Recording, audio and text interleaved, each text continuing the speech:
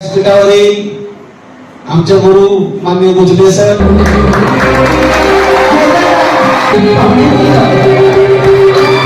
आजही बरीच मुलं रस्त्याने जाताना भेटली तरी सुद्धा सरांना वाकून नमस्कार करतात. माझे सरांचे पती म्हणून मला त्यांचा कायमच अभिमान वाटलेला आहे. पप्पांनी खूप नाती जोडली. त्यांनी नुसते शाळेत नव्हते, ते एक कुटुंबासारखे राहत होते.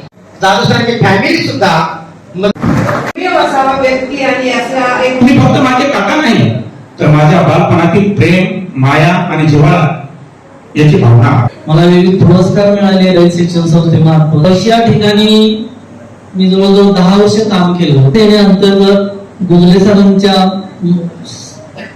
मार्गदर्शनाखाली आम्ही 200 ते 300 झाडे त्या शाळेच्या परिसरामध्ये लावली. इमारत वाहिली असेल. मी बांधकाम प्रमुख म्हणून त्या ठिकाणी काम केलं आहे. शाळा म्हणजे कुटुंबात मी लक्ष दिलं, परंतु पहिली मी संधी घेतली ती विद्यार्थी शाळा.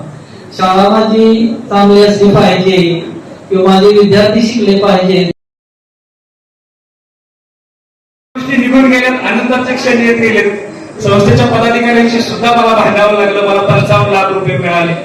मला सद्गुरू गाडगे महाराज कॉलेजच्या प्राचार्यांनी त्यावेळी सांगितलं होतं की 2009ला ज्यावेळी मी जीएस होतो, गुजले सर त्यावेळी राजमणी सरांनी मला दाखला तयार केला होता. खूप टार्गेट विद्यार्थी, खूप आगाऊ विद्यार्थी, आपण त्यांना पुढे घेऊन गेला, शिक्षणाच्या प्रवाहामध्ये आणलं आणि ज्ञानवाणीचं काम करण्यासाठी खऱ्या अर्थानं जाधव सरांच्या पाठीवरती कौतुकाची थाप दिली.